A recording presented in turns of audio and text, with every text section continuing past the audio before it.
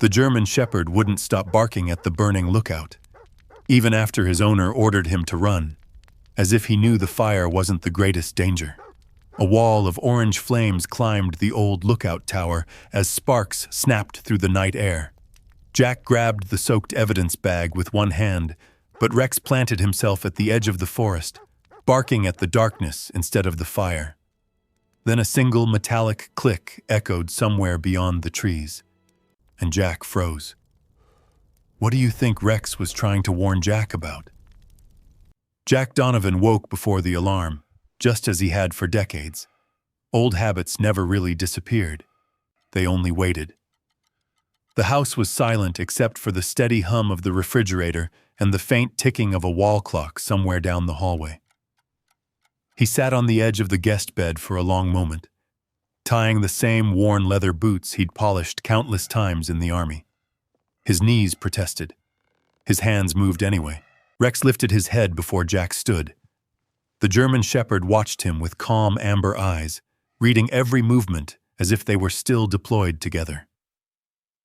"You ready, partner?" Jack whispered. Rex stood immediately.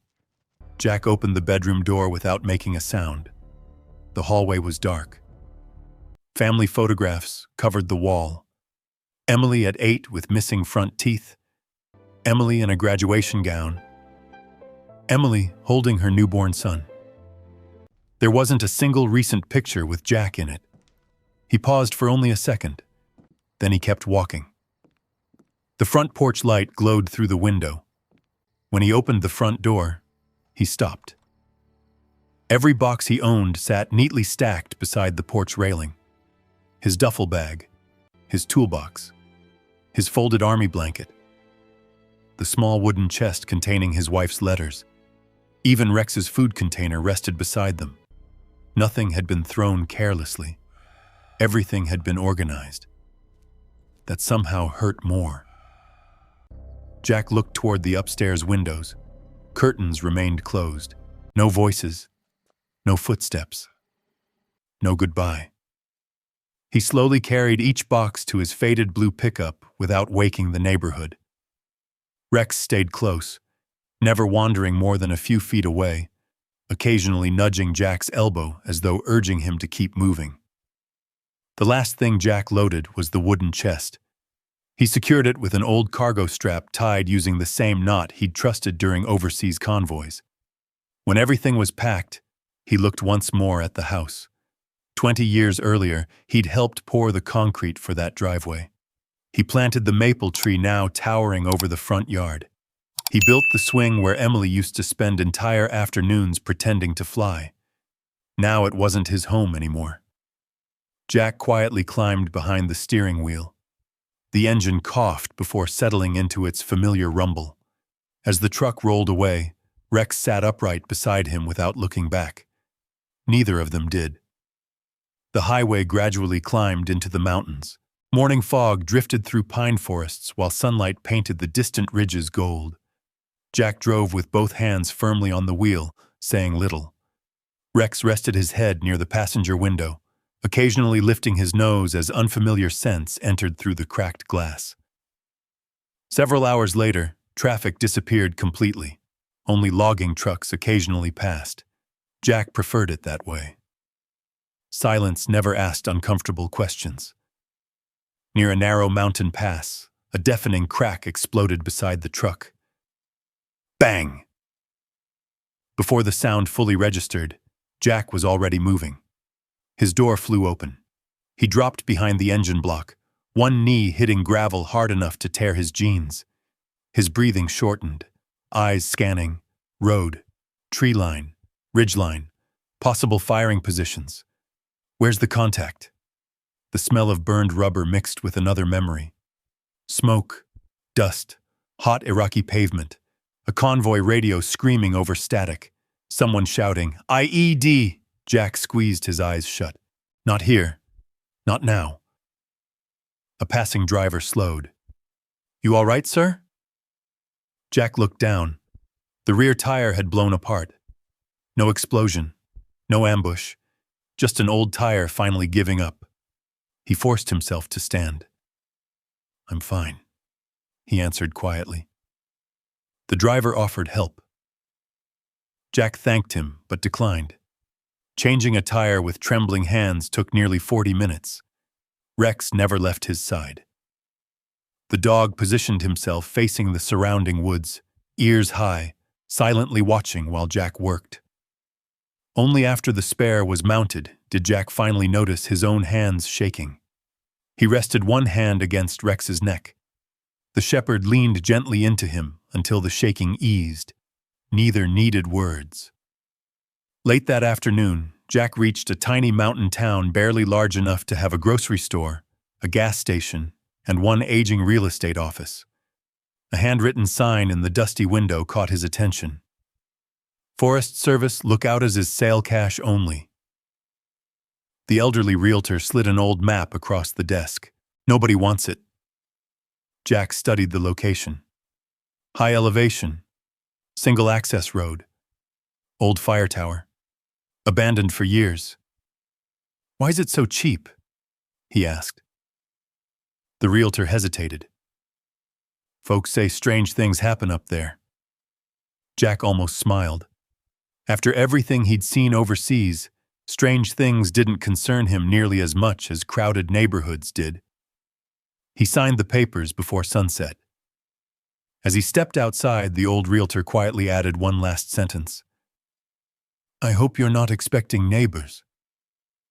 Jack looked toward the distant mountains rising against the evening sky. I wasn't.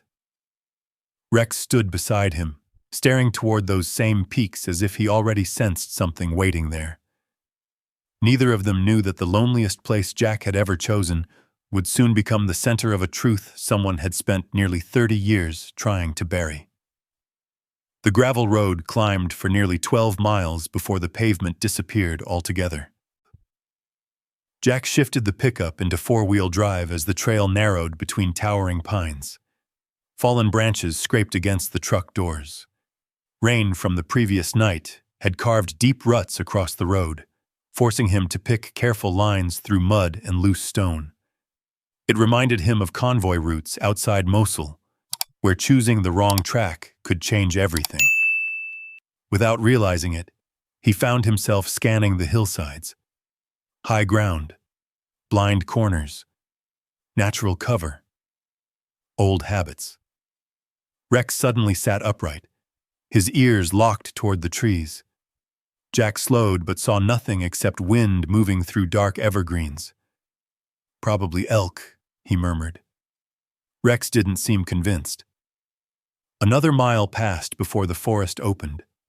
The fire lookout appeared like a forgotten sentinel standing above the valley. Its wooden tower leaned slightly west, weathered gray by decades of snow and mountain wind. Broken windows reflected the afternoon sun. Rust stained the old water tank. Nearby, 2 storage sheds sagged beneath collapsing roofs, while waist-high weeds swallowed what had once been a service yard. No smoke, no tire tracks, no voices. Only silence. Jack shut off the engine. For several seconds, neither he nor Rex moved. The silence felt heavier than the mountain air itself. Finally, Jack stepped onto the gravel, the scent of pine resin mixed with damp earth. He smiled faintly. I've lived in worse places. Rex jumped down but refused to approach the tower immediately. Instead, the shepherd slowly circled the clearing, nose close to the ground, stopping every few yards to study scents invisible to Jack. His movements weren't random. He was conducting a search. Jack recognized it instantly. Years earlier, Rex had worked explosive detection during patrols overseas. Retirement hadn't erased the discipline buried inside him. Jack unloaded only the essentials before beginning his own inspection. He walked the perimeter first. One entrance road. Dense timber to the north, steep drop-offs on 2 sides, excellent observation over the valley, limited escape routes. Not ideal, but manageable. Inside, the lookout smelled of old wood, dust, and forgotten winters. A cracked cast-iron stove occupied one corner. The cot leaned against a wall. Mice had claimed several cabinets long ago. Jack opened every door before stepping fully inside. Clear left, clear right, empty. Only then did he remove his backpack. He chuckled quietly at himself. No one's shooting at you anymore. Still, he placed his boots beside the bed instead of underneath it. Within reach. Always within reach. The first evening passed repairing small things. He cleared broken branches from the entrance, patched part of the leaking roof with leftover metal sheets, managed to coax the ancient generator into coughing to life after replacing stale fuel. The lights flickered weakly. Good enough. As darkness settled over the mountains, coyotes began calling somewhere far below. Jack heated canned stew over the stove while Rex lay near the doorway, facing outside instead of the warmth. Halfway through dinner, Jack noticed something odd. Come on. Rex didn't move.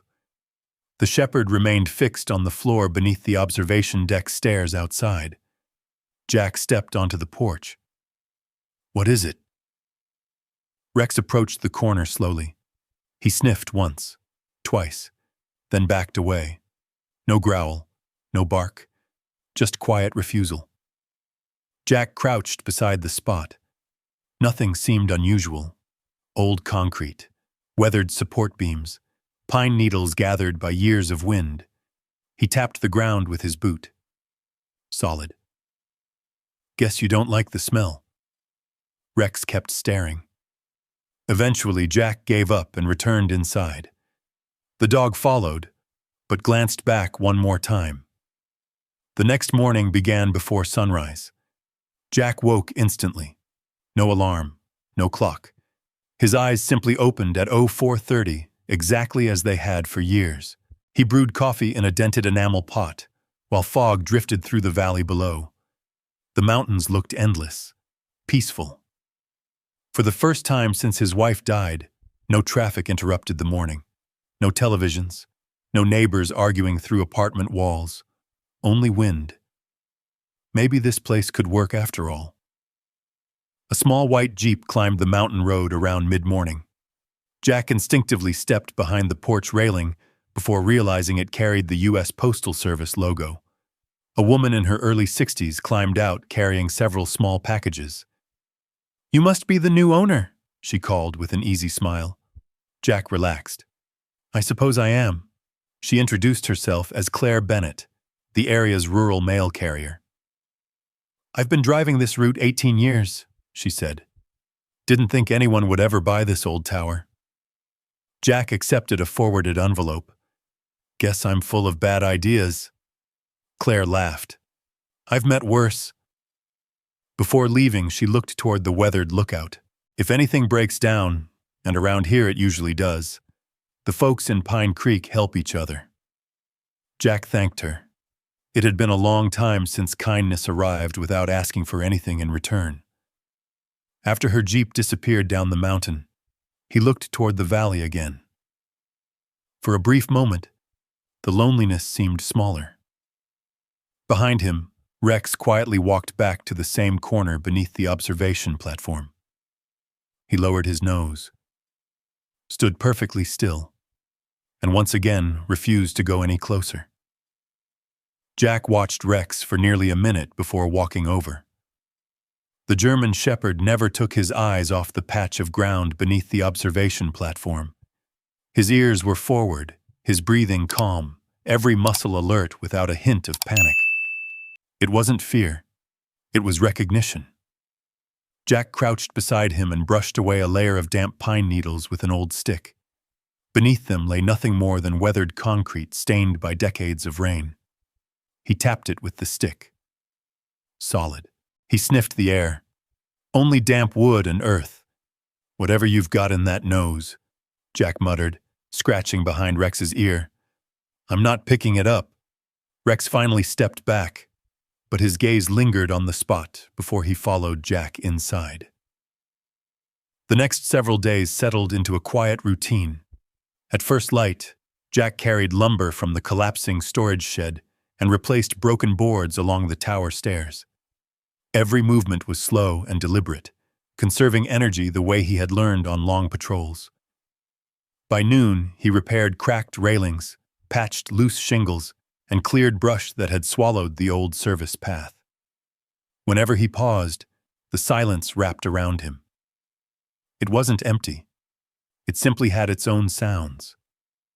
Wind moving through lodgepole pines, a hawk circling high above the valley, water somewhere far below, hidden beneath layers of forest.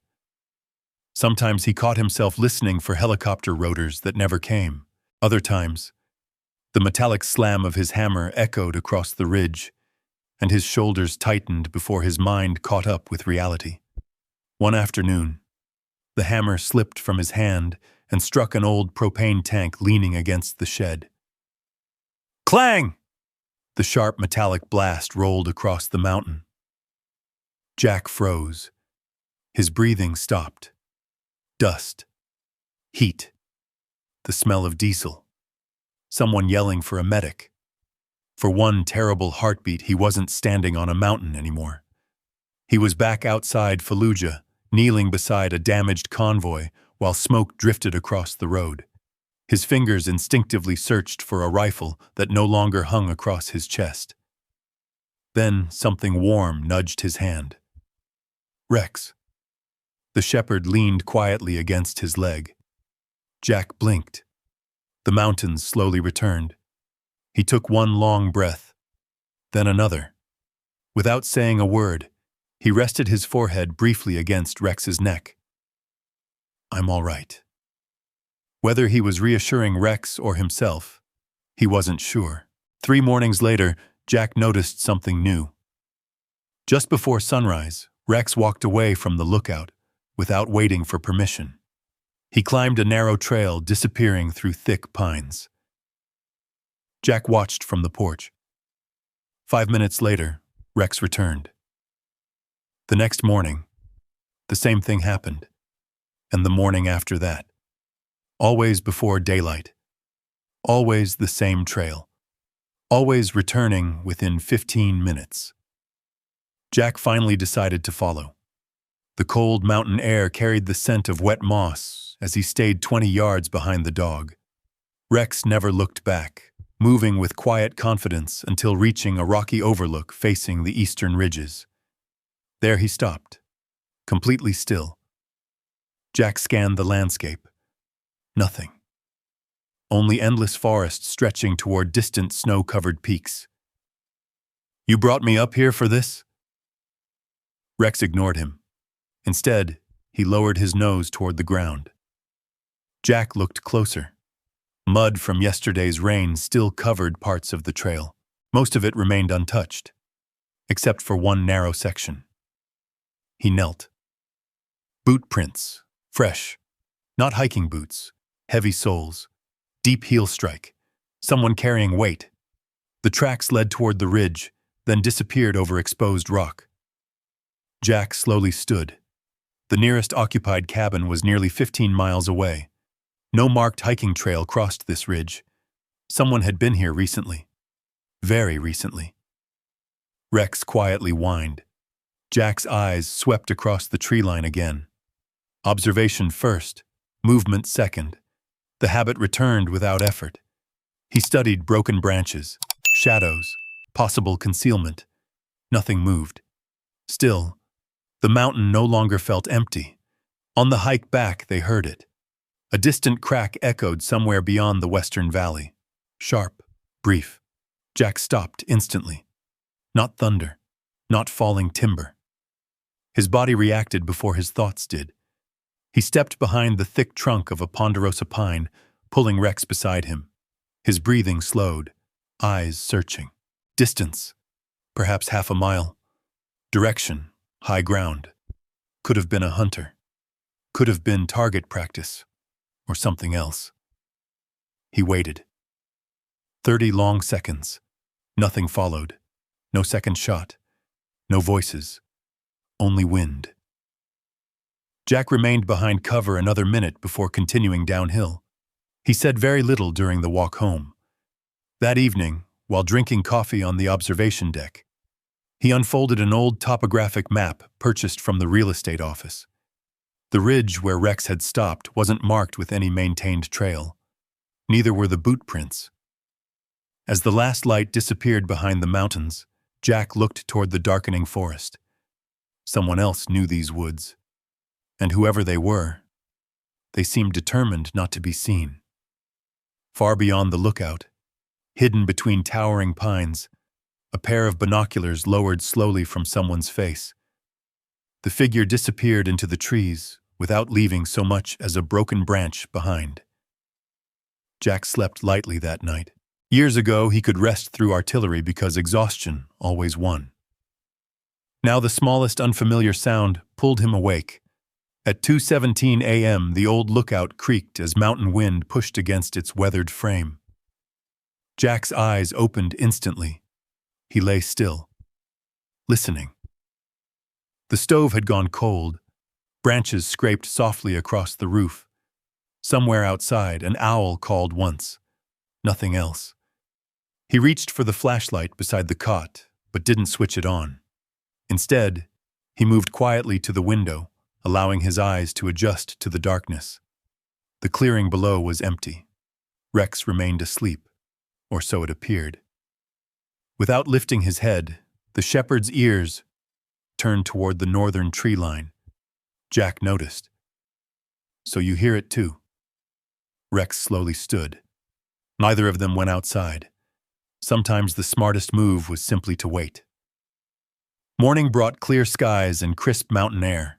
Jack carried an old shovel to the strange corner beneath the observation platform where Rex had stopped several times. "I'm only doing this so you'll stop staring at it." Rex watched silently. Jack removed layers of pine needles, loose gravel, and packed dirt. Nothing. He dug a little deeper. Still nothing except stubborn roots winding beneath the concrete supports. After nearly half an hour, he leaned on the shovel and laughed quietly. "You win." He filled the hole back in. Rex walked forward. Instead of sniffing the spot again, he turned toward the narrow trail climbing east along the ridge.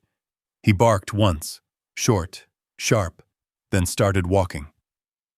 Jack wiped dirt from his hands. All right. The climb was steeper than before. Loose rock shifted beneath every step. The trail eventually disappeared beneath moss-covered stone, forcing Jack to read the terrain rather than follow an obvious path. Rex never hesitated. Nearly 40 minutes later, they reached a weathered clearing no larger than a backyard. In its center stood an old steel survey marker leaning slightly to one side.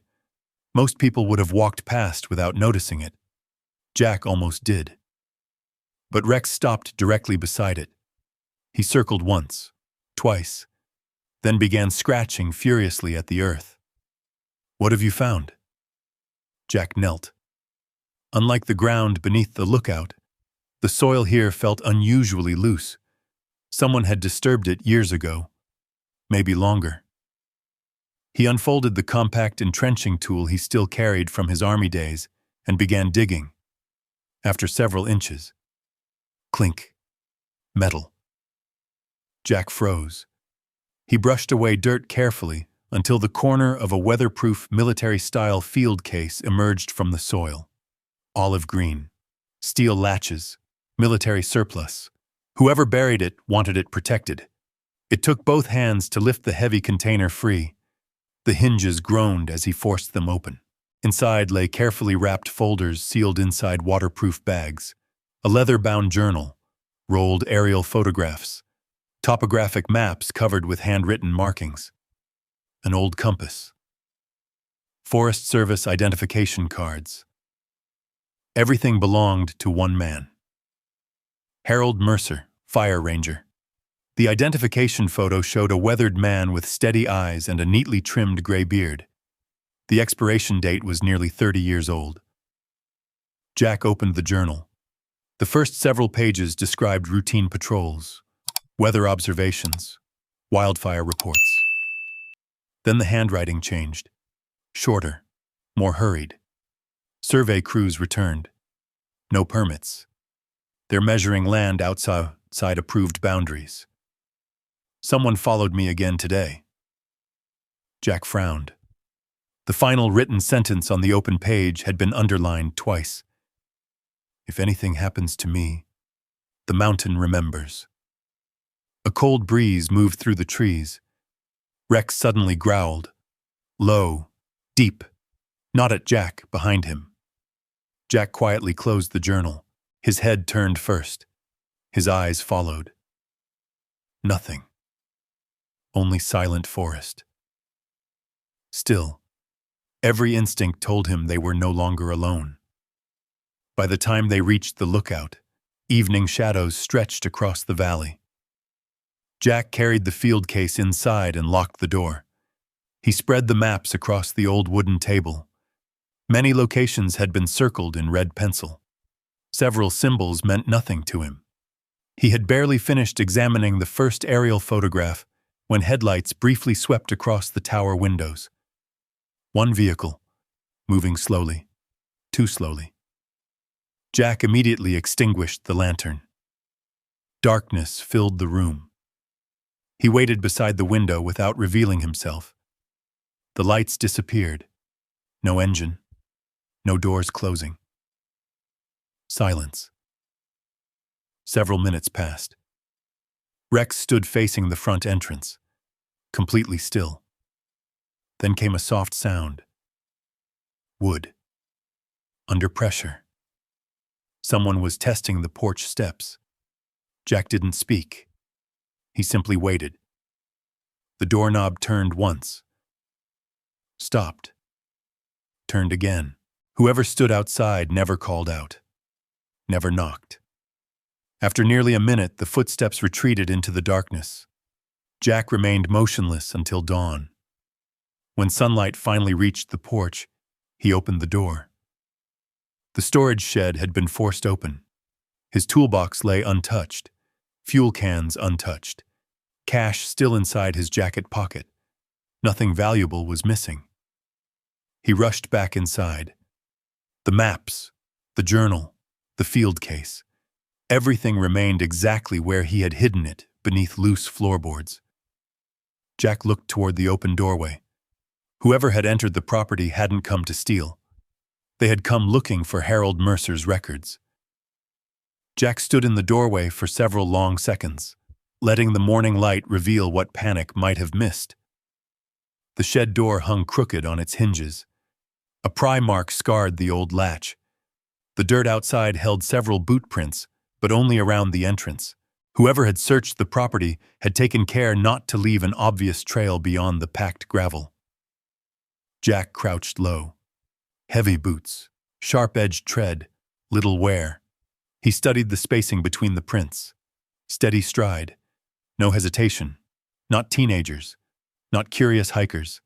Someone disciplined enough to move with purpose. Rex lowered his nose to the ground, following the scent away from the shed. After 20 yards, he stopped beside a patch of exposed rock where the trail vanished completely. Jack nodded quietly. They knew exactly where to lose their tracks. He had seen the same trick before. In Iraq, experienced fighters often crossed rock or dry creek beds to break a scent trail and avoid leaving footprints. Different country. Same instincts. Jack carried Harold Mercer's journal inside and placed it on the table. He read every page more carefully than before. Most entries described weather patterns, lightning strikes, and fire conditions. They sounded exactly like the notes of a ranger who loved the mountains. Then, little by little, the tone changed. Unmarked trucks again. Survey stakes moved overnight. Spoke with district office. They claim no crews were assigned. They're lying to someone. Several pages later, the handwriting became tighter. If these records disappear, they'll say none of this happened. Jack closed the journal. Outside, clouds had begun gathering over the western ridge. By afternoon, Sheriff Daniel Briggs arrived in a dusty county SUV. He was broad-shouldered, gray-haired, and carried himself with the quiet patience of a man who had spent decades solving ordinary problems instead of chasing dramatic ones. "You reported a break-in?" Jack led him to the shed. Briggs examined the damaged latch before kneeling beside the boot prints. They didn't take anything? Not a thing. That's unusual. Jack didn't mention the journal. Not yet. The sheriff walked the property once, stopping occasionally to study the ground. Finally, he looked toward the surrounding forest. These aren't random footprints.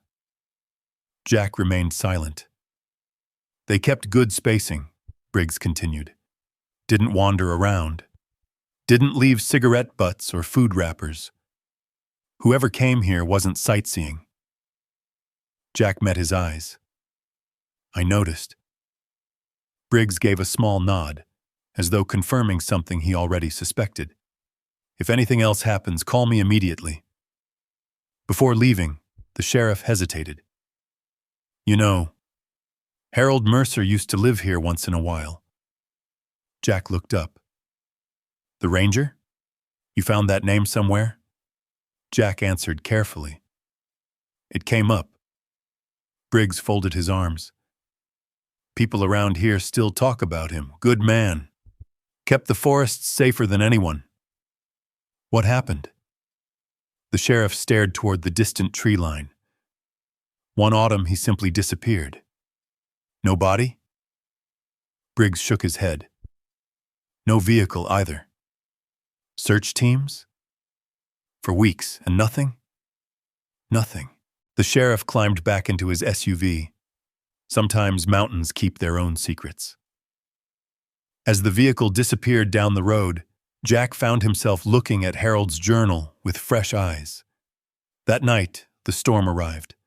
Rain hammered the tower roof while wind rattled every loose board.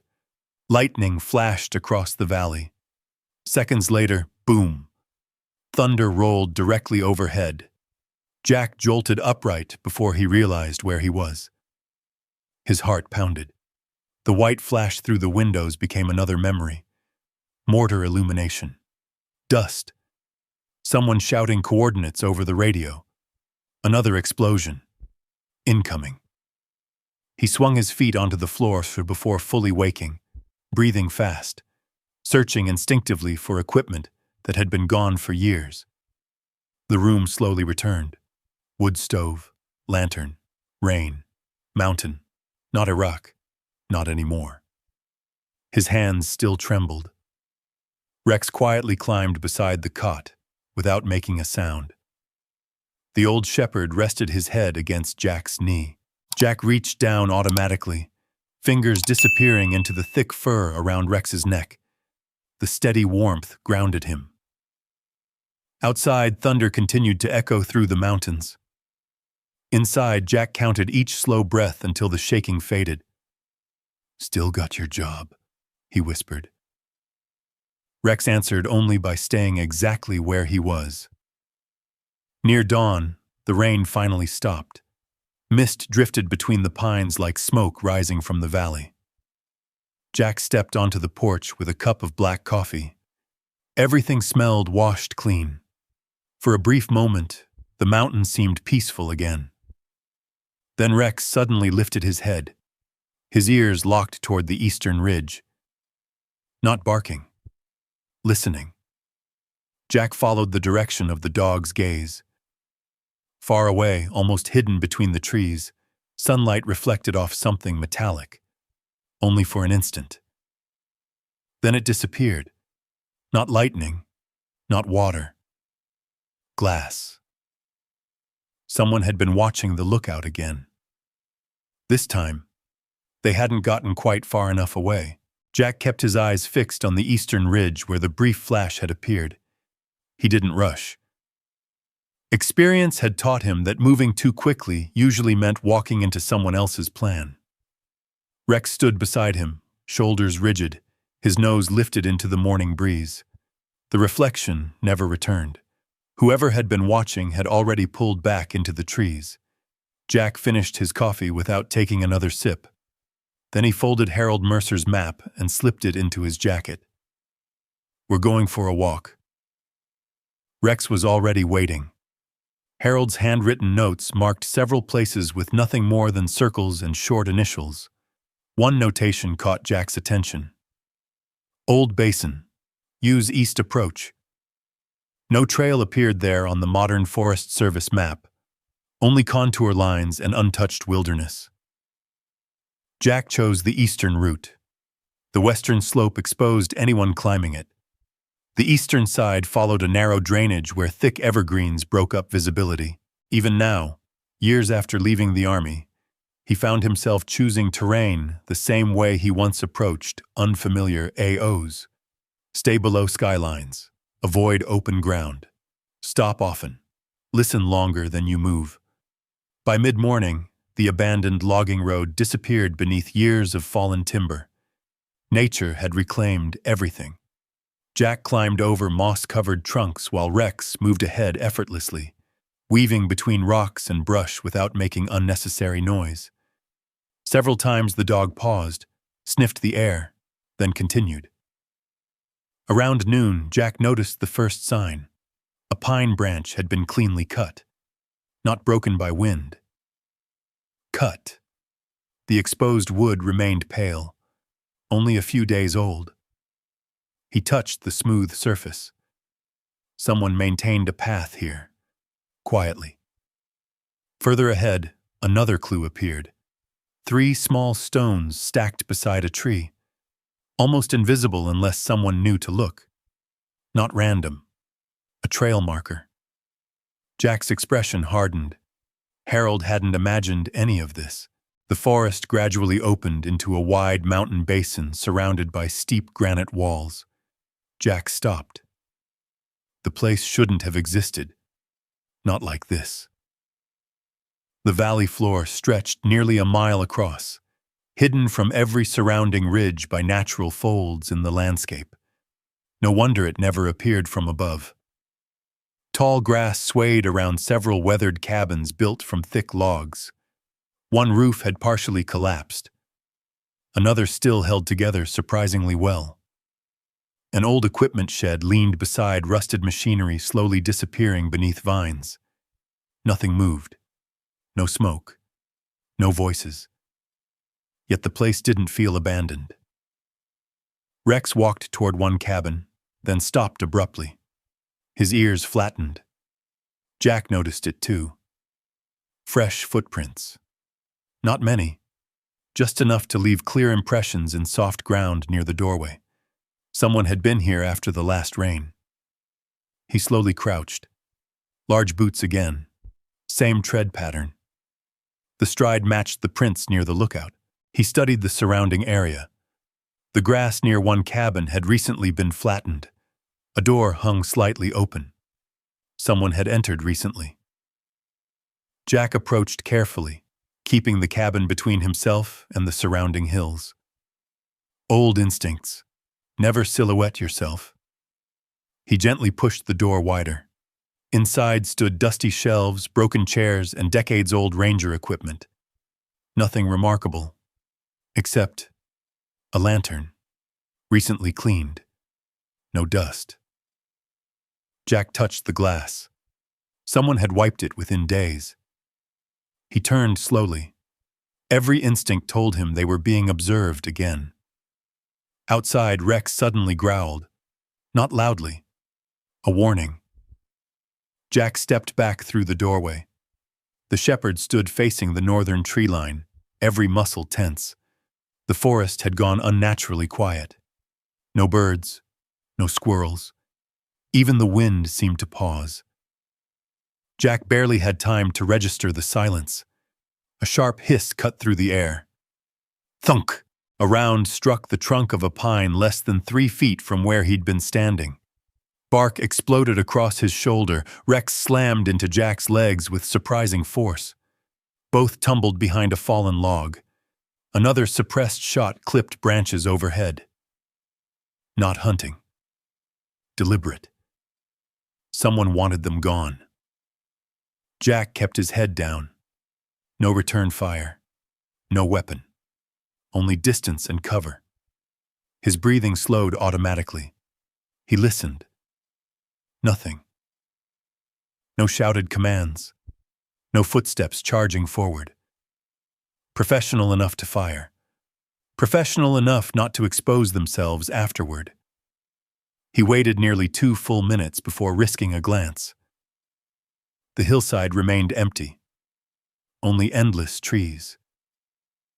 Rex continued staring toward one narrow opening between 2 massive pines. The dog hadn't lost the scent. Whoever fired had already disappeared. Jack touched the fresh scar in the tree. The round had struck exactly where his chest would have been. That wasn't a warning shot. It was a missed shot. He looked toward the hidden basin one final time. Harold Mercer hadn't hidden maps because he enjoyed mysteries. He had hidden them because someone had been protecting this place for a very long time. And now, they knew Jack Donovan had found it. Jack stayed behind and the fallen log another full minute, listening instead of moving. No footsteps. No voices. No second attempt. Only the whisper of wind drifting through the pines. Whoever had fired understood patience. That made them more dangerous. Jack slowly backed away without standing, keeping the log between himself and the hillside. Rex mirrored every movement, never taking his eyes off the narrow opening in the trees where the shot had come from. Only after they reached thicker cover did Jack rise. "We're leaving." Rex didn't argue.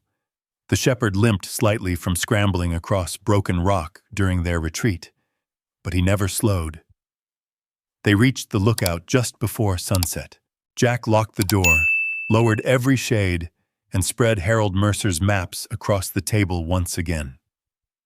This time he noticed something he had overlooked. Near the hidden basin, Harold had drawn a tiny triangle beside a handwritten note.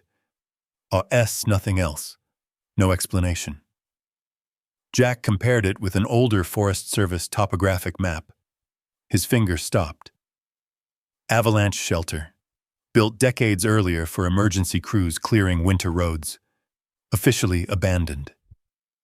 If Harold had hidden anything beyond the field case, that shelter would have been the safest place. Jack leaned back in his chair. Whoever had shot at him almost certainly knew about the basin. Did they know about the shelter? He couldn't assume either answer. Rain returned overnight, cold and steady. By first light, mist clung low across the valleys, reducing visibility to less than 100 yards. Perfect weather for moving unseen. Jack packed lightly.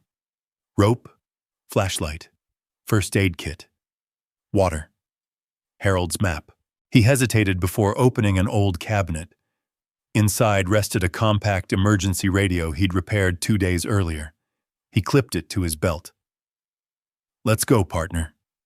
Rex was already at the door. The avalanche shelter sat beneath an enormous granite slope where broken trees still marked old winter slides. Only the rusted edge of a steel door remained visible beneath years of soil and tangled brush. Jack cleared branches until the entrance finally appeared. The heavy door refused to move. Rust welded it shut. Together, man and dog searched the surrounding area. Rex wandered 20 feet uphill before stopping beside a collapsed retaining wall.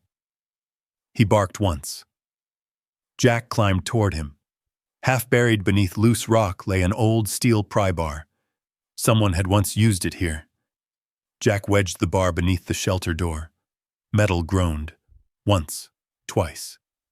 Then the seal finally broke. Cold air rolled out, carrying the stale smell of damp concrete and forgotten decades. Jack switched on his flashlight. The beam revealed narrow bunk frames, broken shelves, emergency supplies turned to dust, and walls stained by years of moisture. No footprints. No recent visitors. At least none that remained. He searched methodically. Left wall first, then right. Old army habits returned naturally. Never rush an unfamiliar structure. Clear each section before moving deeper. Near the rear wall, his flashlight reflected off a row of gray filing cabinets bolted to the concrete. Every drawer had rusted shut, except one. It opened halfway. Inside rested neatly stacked waterproof folders wrapped in heavy plastic. Harold Mercer had preserved them carefully. Jack pulled the first folder free. Property surveys, photographs, copies of land deeds, forest boundary maps covered in handwritten corrections. The deeper he searched, the stranger the collection became. Several documents compared official government maps with older survey records. The boundaries didn't match. Entire parcels had quietly shifted over the years. Someone had moved property lines. Not by accident. Systematically. Jack frowned. This wasn't about timber. Rex suddenly growled. Jack turned. The shepherd wasn't facing the doorway. He stared toward a collapsed section of wall near the rear corner. Jack stepped closer. The concrete had broken away years earlier, exposing twisted, reinforcing steel. Beyond it, a narrow crawl space disappeared beneath fallen debris. Rex squeezed inside without hesitation. Easy. Metal scraped. Stone shifted. Then Rex yelped, sharp, painful. Jack's pulse jumped. Rex! He dropped to his knees and crawled through the opening. The confined space smelled of wet earth and rust. His flashlight found Rex almost immediately. The shepherd had forced himself between two collapsed beams. One jagged piece of rusted metal had sliced deeply across his front leg. Blood stained the rocks beneath him. Yet Rex wasn't trying to escape. He was pawing desperately at something beneath the debris. Jack examined the wound quickly. Deep, but not spurting. He tore open a field dressing, wrapped the leg tightly, then gently stroked Rex's neck. You stubborn old soldier. Only after the bandage was secure did Jack look where Rex had been digging. Half buried beneath broken concrete rested a heavy steel lockbox. No markings, no labels, just decades of dust. Jack pulled it free with both hands. Rex, still favoring his injured leg, leaned against him as they crawled back into the shelter. Jack looked from the bleeding bandage to the unopened box. The files suddenly mattered less. The old dog had ignored his own injury to make sure Jack found one last hidden secret. Outside, thunder rolled once across the mountains. Inside the abandoned shelter, Jack slowly reached for the lock.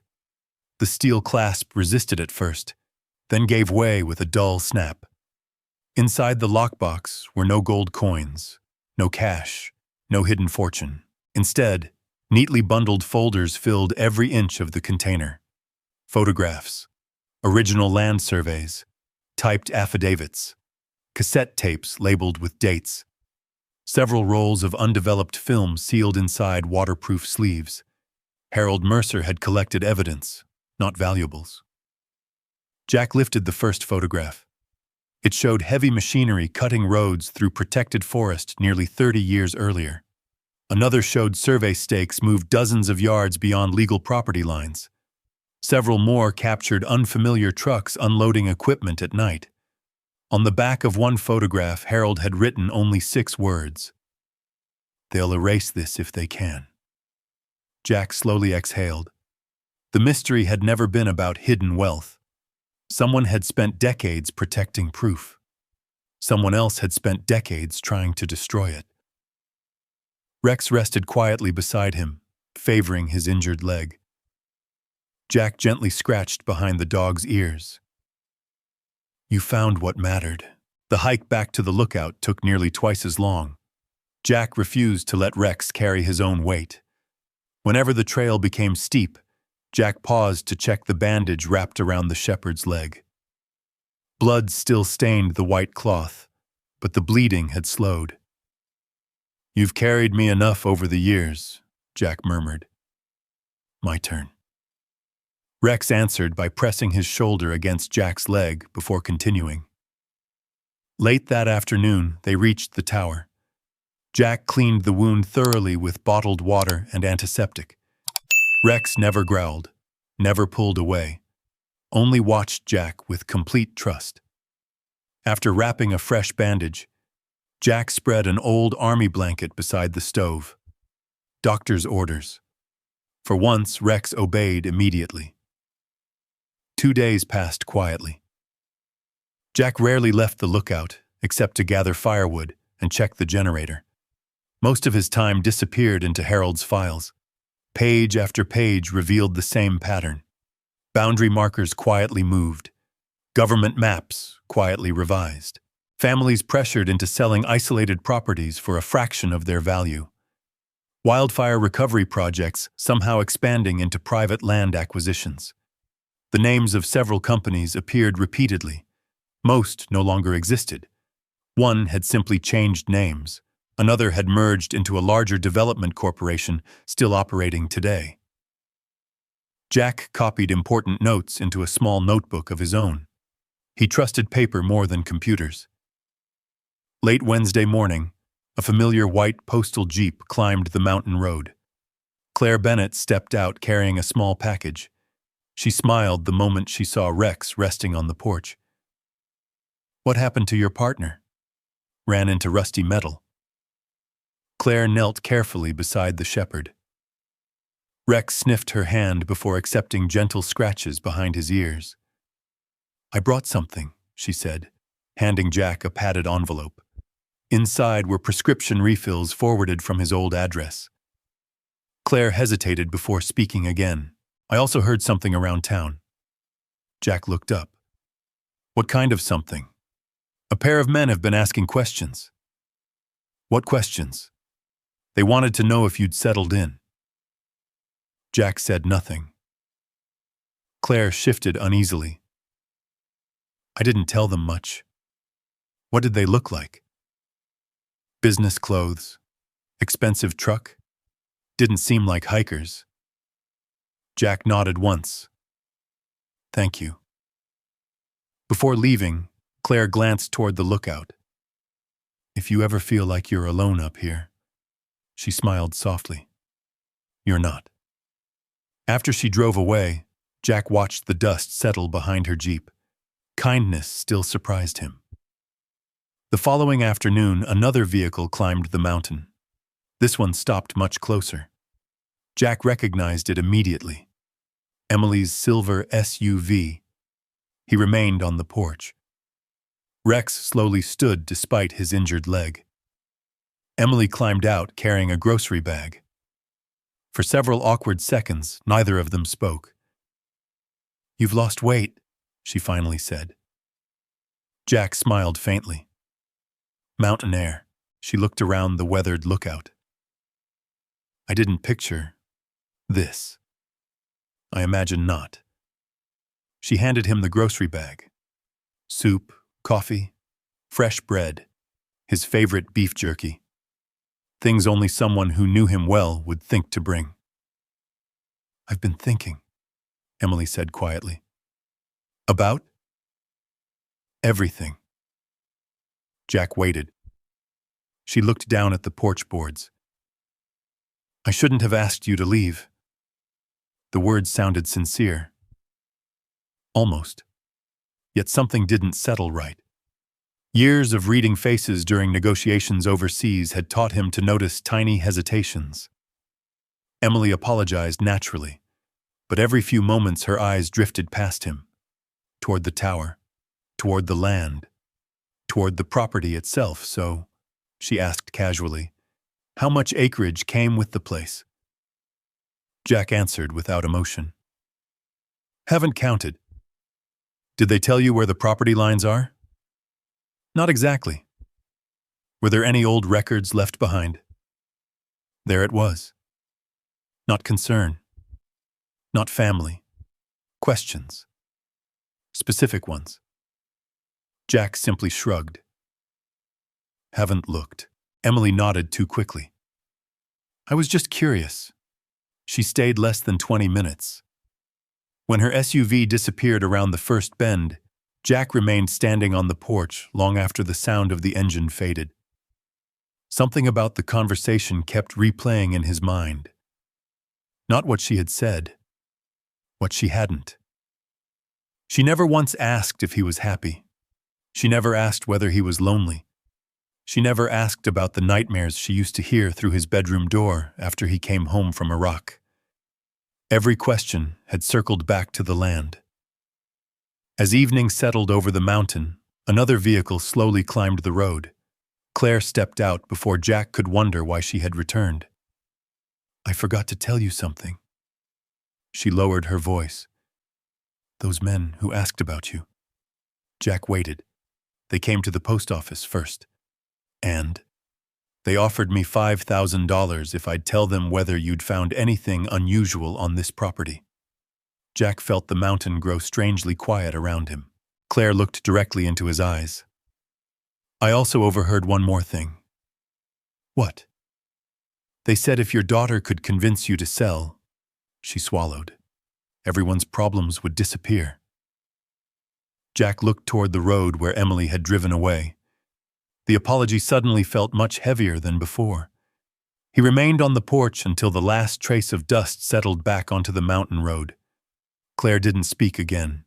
She simply rested one hand on Rex's broad head before climbing into her Jeep. "If you need anything," she said, "don't wait too long to ask." Jack gave a quiet nod. After she left, the mountain became silent once more, but it no longer felt peaceful. That evening, Jack spread every map Harold Mercer had left across the kitchen table. Colored pins marked locations where documents had been found. He added another. Emily. Not because he believed she intended to hurt him, because someone else had decided she was useful. He hated writing her name there. Rex limped over and rested beside the table. Jack glanced at the fresh bandage wrapped around the shepherd's front leg. "You've still got better instincts than I do." Rex answered with a slow wag of his tail. Jack folded the maps. The lookout suddenly felt exposed. If strangers already knew where he lived, waiting for them to return would only surrender the advantage.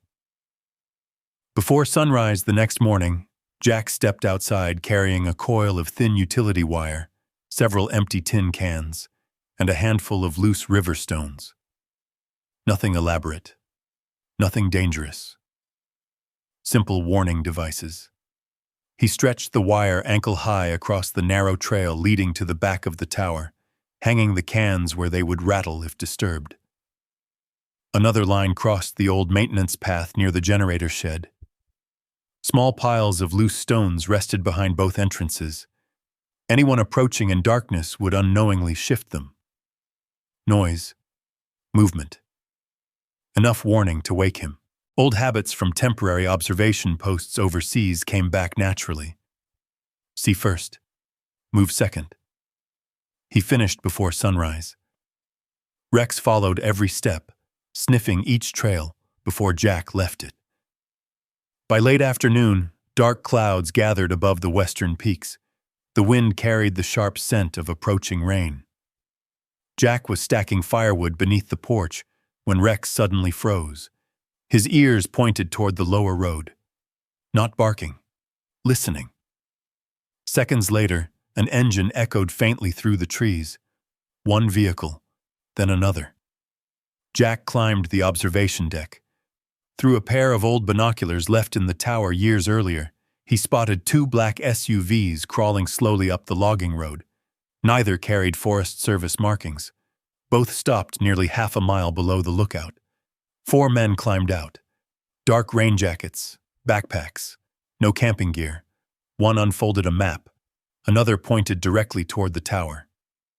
Jack lowered the binoculars. "They're early." He quietly gathered Harold's documents into 2 waterproof bags. One stayed inside his backpack. The second disappeared beneath loose floorboards beneath the stove. Never keep everything in one place. The first drops of rain began falling just after sunset. The mountain disappeared beneath thick sheets of mist. Jack extinguished every light inside the tower. Darkness became another layer of protection. Rex lay near the doorway, his injured legs stretched awkwardly beside him. Suddenly, clink. One of the warning cans rattled softly. Not wind. Wire. Jack didn't move. Another sound. Crunch. Loose stones shifted behind the generator shed. 2 different directions. At least 2 people. His breathing slowed. He quietly picked up the flashlight, but left it switched off. Rex stood. The shepherd's growl barely rose above the sound of rain. Then, nothing. 5 long minutes passed. No voices, no footsteps, only weather. Whoever approached had realized they had been detected. They withdrew without revealing themselves. Jack waited another 10 minutes before stepping onto the porch. Rain erased nearly every footprint. Almost. Near the rear path, one boot print remained visible in soft mud. Large, deep, fresh. The same tread pattern. They had returned. The storm intensified after midnight. Lightning split the sky above the ridge. Thunder rolled through the valley hard enough to shake the tower. Jack sat awake beside the window. Sleep wasn't coming tonight. A sudden flash illuminated the forest. For the briefest instant, he saw movement. Someone running between the trees. Then darkness swallowed the figure. Another flash. Gone. His radio crackled unexpectedly. Static. Then silence. He reached for it. The emergency channel remained dead. A second later, every light inside the lookout flickered. Once. Twice. Then the generator stopped. Complete darkness. Jack grabbed his flashlight and stepped onto the porch. The smell reached him first. Gasoline. Fresh. He sprinted toward the generator shed. Rex ignored his injured leg and charged ahead. Flames burst from beneath the open generator housing. Someone had poured fuel across the wooden wall before setting it alight. Fire raced upward with terrifying speed. Back! Jack grabbed the nearby shovel, throwing wet gravel across the base of the flames. Rex barked furiously toward the surrounding trees instead of the fire. Jack looked up. The dog wasn't watching the blaze. He was watching the forest.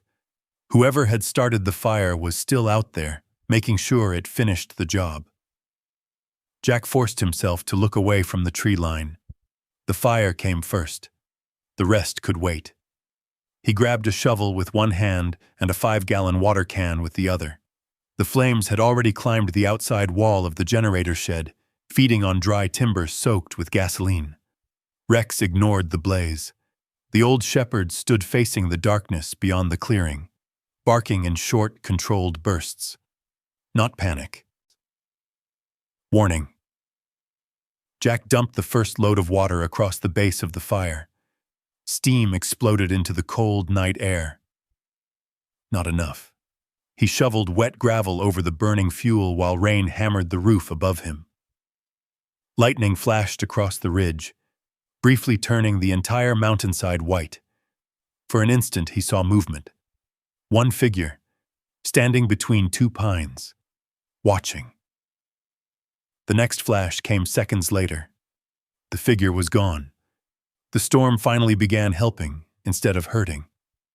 Heavy rain slowed the flames enough for Jack to smother the remaining fire with soaked dirt. The shed survived. Barely. The generator did not. Its wiring had melted into a black tangle of twisted metal. Jack knelt beside it. This wasn't meant to scare me. It had been meant to isolate him. No electricity, no reliable radio, no easy way to call for help. Someone understood exactly what they were doing. Morning revealed the damage more clearly. Black soot covered one side of the shed. Boot prints surrounded the burned ground until the rain washed them away. Jack found something the storm had missed. A short length of blue nylon cord caught beneath a splintered fence post, industrial grade, recently cut, not something hikers usually carried. He folded it carefully into a plastic evidence bag. Harold had collected proof. Now Jack was doing the same. By mid-morning, Sheriff Daniel Briggs climbed the mountain.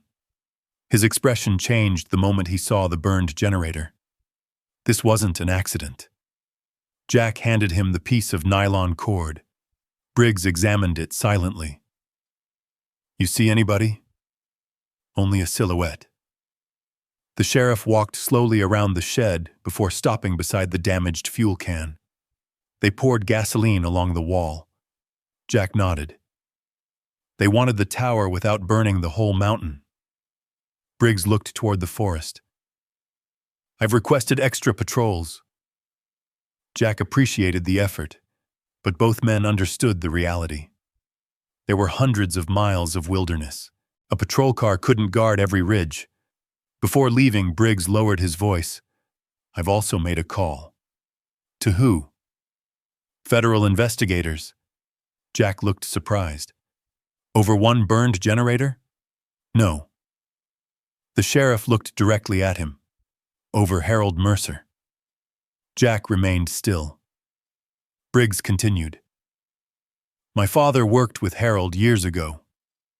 Jack waited. He always believed Harold disappeared because he found something someone wanted hidden. The sheriff climbed into his SUV. If you've uncovered any part of what Harold was protecting, he paused. Don't try carrying it alone. That afternoon, Jack finally opened every folder from the avalanche shelter. Hours disappeared. Property deeds, survey maps, engineering reports, letters between local officials. Several documents carried signatures from people long dead. One large envelope contained transparent overlays designed to fit directly over official county maps. Jack placed one on top of another. The difference stunned him. Entire property boundaries had shifted. Not naturally. Not through surveying mistakes. Someone had systematically redrawn ownership lines over many years. The changes all pointed toward one destination: the hidden basin. Jack unfolded another map. Beneath Harold's careful handwriting appeared a sentence he hadn't noticed before. They're stealing land before anyone realizes it's gone. Jack leaned back slowly. It finally made sense. The abandoned cabins, the hidden roads, the mysterious survey crews, the pressure to purchase isolated properties. None of it centered on timber or mining. It centered on ownership. People had quietly lost land they never realized had been taken. Harold hadn't stumbled into a local disagreement. He had uncovered an organized fraud stretching across decades. As evening approached, Jack sorted the documents into separate waterproof cases. Original evidence, copies, personal notes. He refused to keep everything together. Military experience had taught him never to trust a single point of failure. Rex watched quietly from his blanket. The bandage around his leg remained clean. Healing. Jack smiled. Looks better. The shepherd answered with a slow thump of his tail.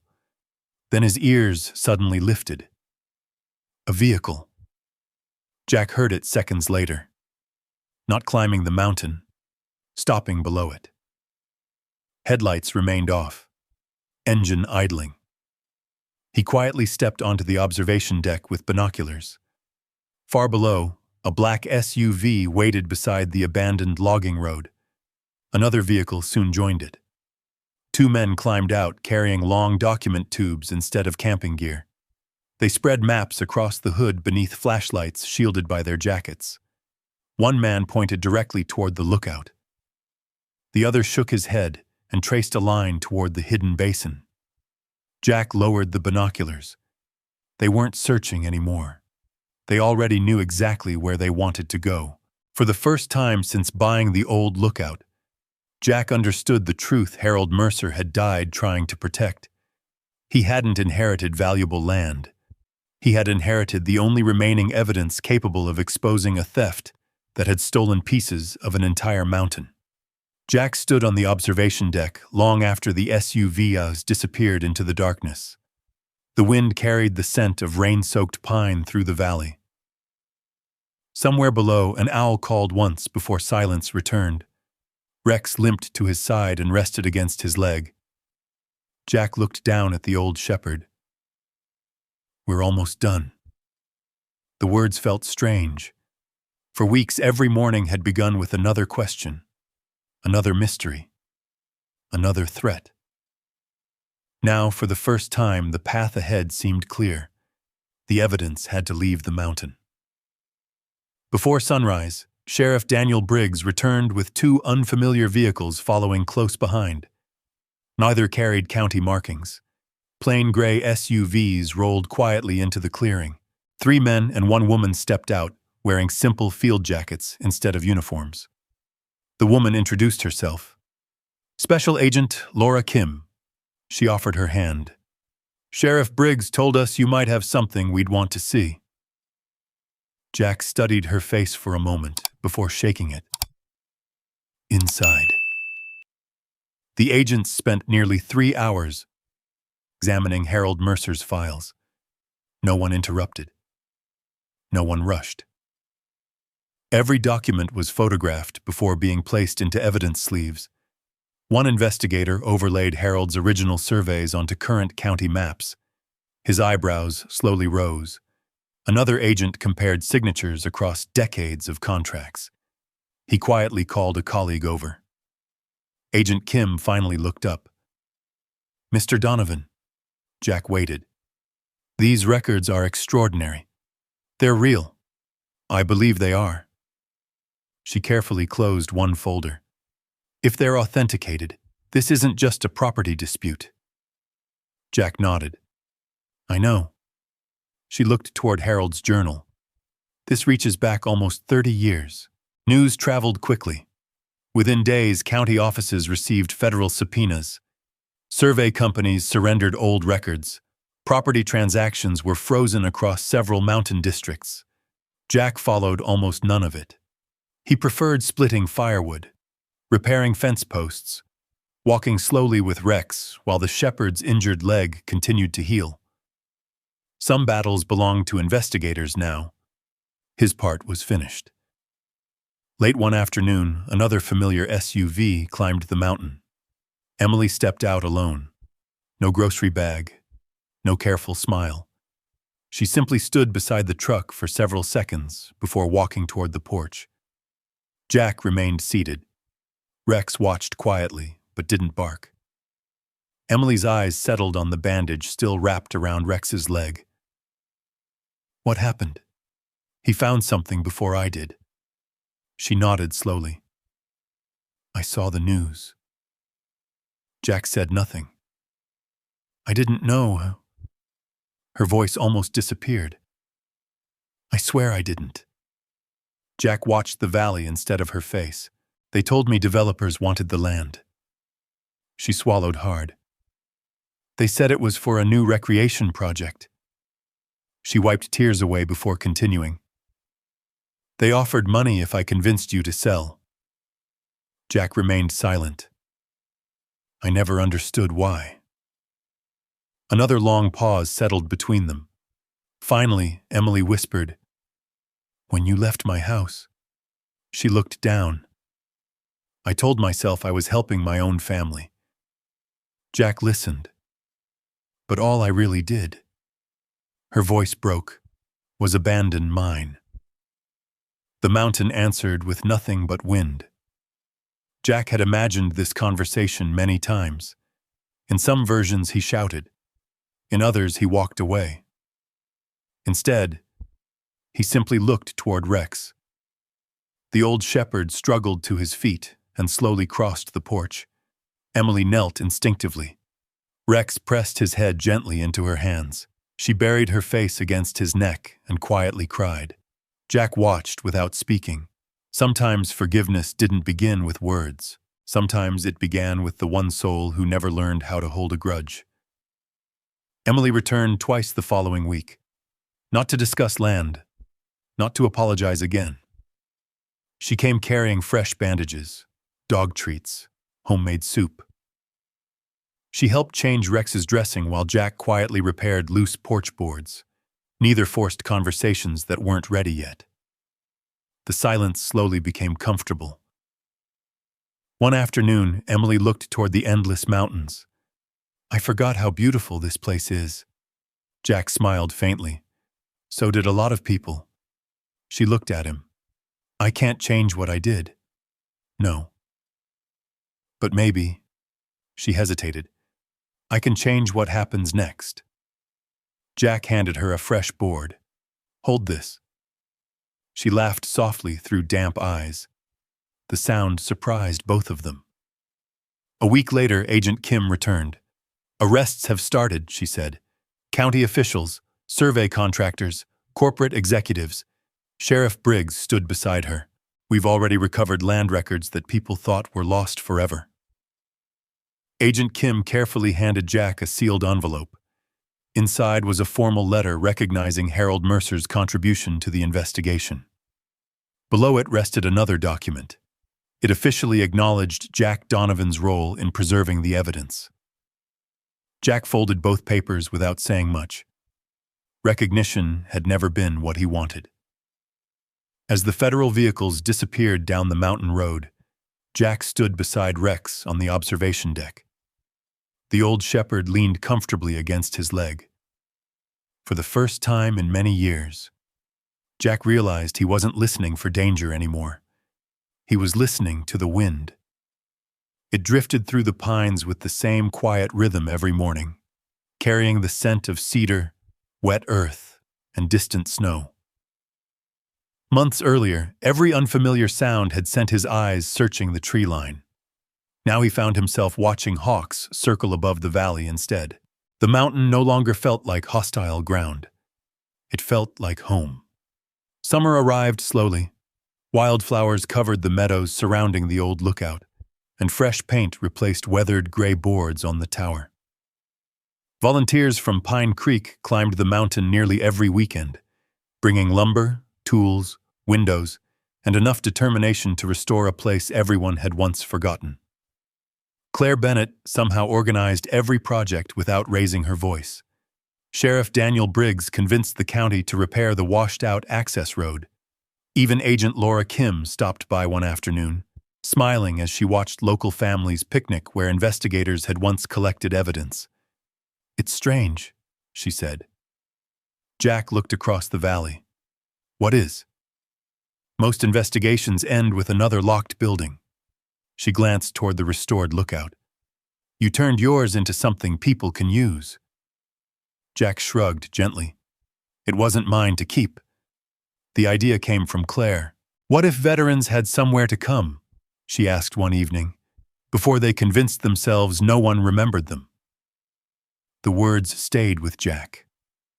Within weeks, the abandoned lookout officially became a wilderness search and rescue training center for former service members and local volunteers. There were no fancy classrooms, no polished conference rooms, just mountains, maps, compasses, trails, and lessons earned the difficult way. Jack taught land navigation using nothing more than a paper map and the landscape stretching beyond the tower. He demonstrated how to read approaching weather from cloud movement across the ridges. He showed younger veterans how to build emergency shelters, locate water, and move safely through rough country without exhausting themselves. Occasionally, someone recognized the old ranger habits still woven into every lesson. Most simply appreciated learning from someone who understood silence. Rex became the unofficial welcome committee. His limp never disappeared completely, and gray hairs had spread across his muzzle. But every new arrival was greeted by the same patient shepherd who quietly leaned against nervous hands until strangers smiled without realizing it. Some veterans spoke immediately. Others didn't speak for hours. Rex treated them all exactly the same. Jack often noticed men who claimed they didn't like dogs kneeling beside Rex before the day was over. The old shepherd had always known how to reach people without asking questions. One crisp September afternoon, Emily arrived with her 2 children. Jack's grandson stared wide-eyed at the observation tower. "Grandpa." Jack hadn't heard that word directed toward him in far too long. "Can I climb up there?" Jack smiled. "Only if you use the handrail." The boy nodded seriously. Emily laughed softly. It sounded natural now. Later, while the children explored under Claire's watchful eye, Emily stood beside her father overlooking the valley. "I almost cost you this place." Jack shook his head. "No." She looked at him. "I almost cost myself." Neither said anything else. They didn't need to. The mountains had taught them that some wounds healed slowly, but they still healed. That evening, Sheriff Briggs brought a small wooden box. Inside rested Harold Mercer's original Forest Service badge, carefully preserved after the investigation. "We thought it belonged here." Jack turned the badge over in his hand. The worn metal reflected the fading sunlight. He mounted it inside the lookout beside a framed photograph of Harold, along with a simple brass plaque. Harold Mercer, he protected the truth until others could finish the job. No larger memorial was necessary. Everyone who climbed the tower would see it. Everyone would know. The first snowfall arrived early that year. Jack stood on the rebuilt observation deck wrapped in an old wool jacket. Beside him, Rex rested comfortably, his chin lying across his front paws. The valley below disappeared beneath fresh white snow. For a long time, neither of them moved. Jack remembered another winter years earlier, stepping off a military transport with a duffel bag, and memories he couldn't explain to anyone. He remembered losing his wife, losing his home, believing the rest of his life would simply become smaller. Instead, life had quietly led him to a forgotten mountain where one loyal dog refused to stop searching. Jack reached down and rested a hand on Rex's weathered head. "You never gave up on me." Rex opened one eye, thumped his tail once against the wooden deck, then settled back into the warmth of the morning sun. Far below, voices echoed as another group of veterans began hiking toward the lookout. Jack watched them climb. Some carried backpacks. Some carried burdens no one else could see. He understood both. He turned toward the tower and opened the door before they arrived. The old lookout that nobody wanted now stood as a place where people could find their way again. And as the sunrise spilled across the endless mountain ridges, Jack finally understood the greatest truth Rex had uncovered. The real inheritance had never been hidden beneath the earth. It was the chance to give others the same hope they had found together. If this story touched your heart, I'd love to hear from you. Just leave a 1 in the comments if you believe loyalty can change a person's life, or leave a 0 if you think everyone deserves a second chance, no matter how late it comes. I read your comments, and they mean more than you know.